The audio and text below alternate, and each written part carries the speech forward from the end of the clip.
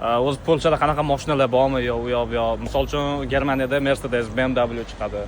Polshani o'zini Alfa Romeo'si bor. Bu Polshaning shaxsiy brendi. Polshaning shaxsiy brendi o'zining mashinasi.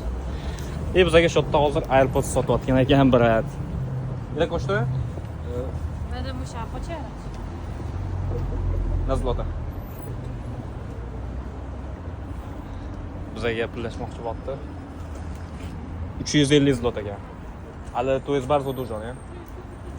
Ja ostatni roku Ile kupiłem za 50 zł. Nie taki model. Ale taki model, taki sam, bo nie też iPhone. No to przy okazji też, ale Może być? no spokojnie. Ale może być pan prowadzić, jak będzie kupiłem, nie? Dobra, dziękujemy. Sotishmadi. 50 zlot dedim. Chaqiryapti endi farqi yo'q. 50 zlot dedim, biratan olmadi. Sotmadi to'g'risi.